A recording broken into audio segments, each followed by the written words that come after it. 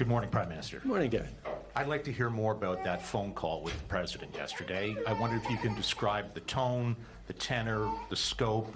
I understand some profanity emerged in that call. Maybe you can explain the context in which that happened. Can you give us some color on that phone call? I can confirm that it was a colorful call, and it was also a very substantive call. We talked about a range of issues. Of course, primarily the trade war that they have chosen to unjustly launch on Canada. But there is also a recognition that our two countries are deeply interwoven, not just in our economy, but in our people-to-people ties and our history. And we should be able to continue to do big things together as we have over many years in the past, first and foremost by negotiating and signing an extraordinarily successful USMCA CUSMA deal, but that there's more to do, and we committed to continue to work together constructively. Okay.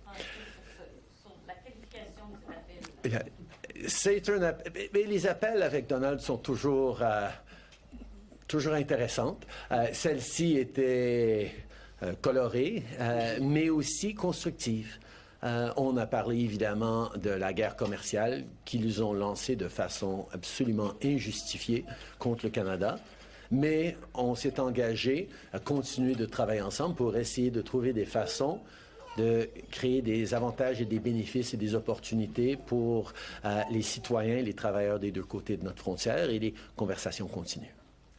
I want to maybe come back to that again. Certainly someone on the other side thought it important enough to note that profanity, that it was a heated exchange, to tell a reporter at the Wall Street Journal, and we're in the business, we know these things don't get out there by accident. There was a purpose, I assume, that the American side had. So can we get a sense of where did it become heated? Is it he doesn't accept the facts of the case? Tell us what's going on here.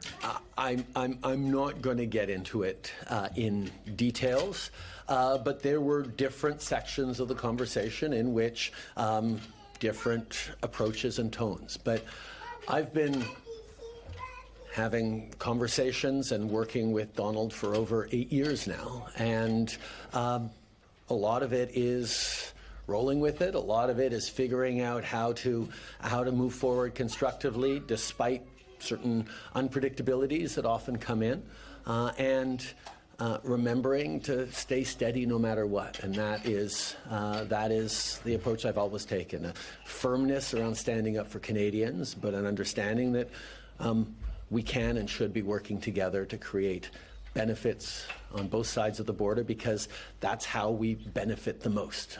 Our two countries do best when we're working together, and that is what I will continue to advocate for. Next question.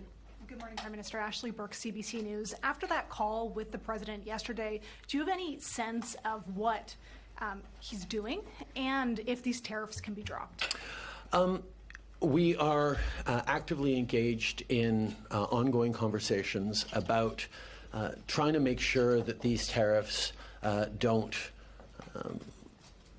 overly harm, certainly in the short term, certain sectors or indeed a vast range of Canadian and American workers.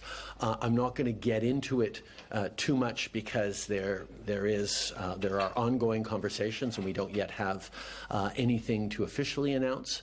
But I will say the focus we have right now is on reducing the impacts of the tariffs.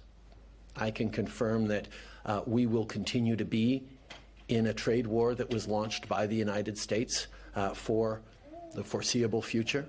So Canadians should continue to buy Canadian, continue to stand up for each other, but we are trying to reduce the areas and the impact that these tariffs that the Americans are bringing in will have on Canadian workers.